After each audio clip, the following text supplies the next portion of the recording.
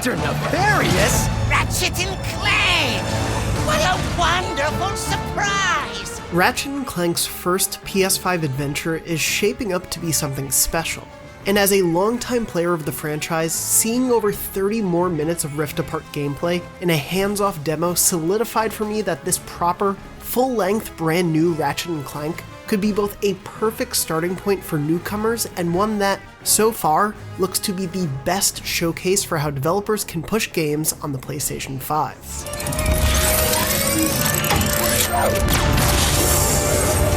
The scale and spectacle is clearly, ratcheted up right from the first dimensional jump in what seems like clear lessons learned from Insomniac's work on Marvel's Spider-Man. And most importantly, as someone who's been playing the series since 2002, Rift Apart looks to be the most nuanced on an emotional level, with Ratchet and Clank's friendship and their own personal histories coming into play alongside the fascinating depiction of Rivet, who, somewhat unsurprisingly thanks to the studio's track record, is an endearing, funny, and welcome addition to the core cast.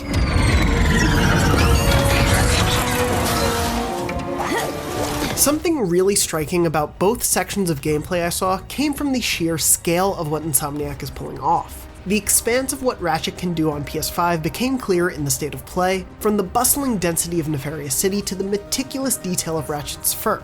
And while the franchise has been part of Insomniac's DNA for much longer, it's hard not to feel some of the impact of a couple Spider-Man games under their belt, influencing the more cinematic take on the action I witnessed. My Rift Apart demonstration didn't really include QuickTime events, but did offer familiar moments where gameplay would seamlessly transition into a brief cinematic and back into gameplay, all without loading and all while keeping the tension and pace up. These brief show-stopping moments, like when Ratchet is tumbling through the air from one parade float to the next, offer chances for not only the gorgeous animation work to shine through, but for more personality to be displayed alongside behind-the-back shooting and platforming sections. They feel inspired by superhero QuickTime events in Spidey's outings, and they elevate the thrill of what could be a typical combat section. It's that sense of driving everything to be more impactful that lends the increased scope a sense of not making everything bigger just for the sake of it. Take a lengthy rail grinding section in Rivet's chapter that I saw. Insomniac showcased a brief glimpse of it in the state of play, but it's part of a much larger story beat. Rivet and Clank are attempting to find someone known as the Fixer, who turns out to be this giant mech surrounded by scaffolding. After turning the Fixer back on, Rivet and Clank discover that it has been enduring a bit of an existential crisis. If the Fixer can be broken and not repaired, can anything really ever be fixed? Perhaps all beings are better off left in their eventual, inevitable state, destroyed. And so the kaiju-sized robot begins wreaking havoc, unshaken from this new, pessimistic viewpoint.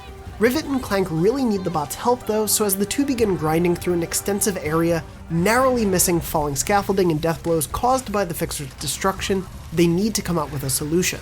Now, Ratchet is a series full of wild weapon combat, delightful wrench smacks against foes, and more, but as the Fixer continues lamenting, Clank has a realization. I may have an idea. I'm all ears!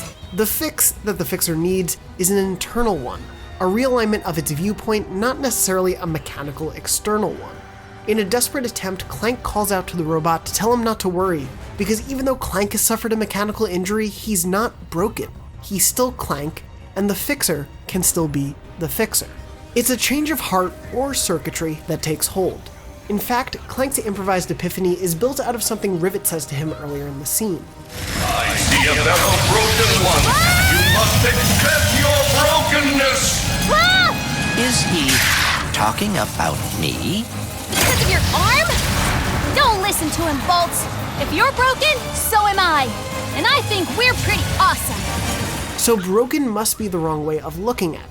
And in just a few short moments, the sequence deftly balances extreme rail grinding with an attempt to get to the core of an emotional and mental health issue. I cannot believe this! It's equal parts touching and thrilling, and immediately endeared me to Rivet, thanks in part to the animation, writing, and Jennifer Hale's performance. Everything stop falling apart, please! There's likely still so much to see of where the story goes from here, but if my time with Rift Apart proved anything, it's that the humor and spirit of Ratchet and Clank has absolutely made its way to Rift Apart, and it may have more heart than ever before. No! While the twists and turns of Rift Apart's story are largely still a mystery, the showcase of action in both Rivet and Ratchet's sections made it clear that traversal and combat stick to the core of what's made the franchise work so well in the past, but with refinements and additions that offer some sorely needed updates. Ratchet's DNA of third-person shooting and platforming collectathon gameplay is certainly intact. The worlds are littered with crates to smash, pocket dimensions to explore, gold bolts to collect, and waves of baddies to systematically demolish with Insomniac's trademark knack for wacky weapons. Rather than mess with what's still quite fun to play, especially having just revisited 2016's Ratchet and Clank thanks to its PS5 performance patch, Insomniac has instead added and iterated on what's there. It's worth noting that, rather than make the two heroes massively different, switching from Ratchet to Rivet sections won't be a jarring experience. Their core moves are the same, and their arsenal and health progress is shared across the two. Regardless, the two lombaxes are more agile than ever before, with a dash move that the developers explained can let the heroes phase through enemy attacks, and is something that's unaffected when gravity comes into play. Among the many other changes, strafing has been improved, enemies show some signs of damage with armor pieces flying off, depth of field comes into play to allow the player a better focus on enemies, and ammo for your currently equipped weapon is shown beneath the reticule so you can keep a better eye on it. And speaking of weapons, those will likely be some of the most anticipated elements for players. I still haven't gone hands-on with the game, but the weapons on display seem like a great mix of enhancements to previously existing weapons like the Buzzblades, but I'm already in love with some of the new additions. The Topiary Sprinkler literally roots enemies in place by covering them in flora, which is great for circling around enemies with big shields, while Mr. Fungi is a Mr. Zircon-like sentient weapon who gleefully shoots spores at enemies to harm them.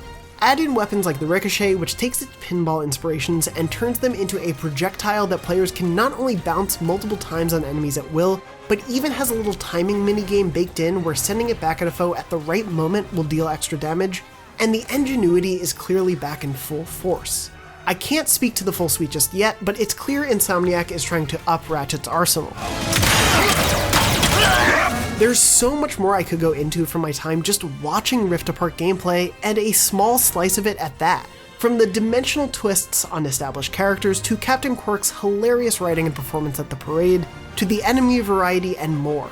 Rift Apart is quickly assuaging any fears that it might be a light package coming at the start of the PS5 generation. It looks dense, both in graphical detail and in its gameplay offerings. And the character moments I saw made me love this cast all over again, and fall in love with what the team is doing with Rivet. Ratchet and Clank may have been out of the game for a bit, but with Rivet by their side, Rift Apart may just thrust them back into the spotlight in fantastic fashion. For more on Ratchet and Clank, be sure to check out the full State of Play presentation of Rift Apart gameplay, and take a look at the latest trailer for the game. And for everything else Ratchet and Clank and PlayStation 5, you're already in the right place, IGN.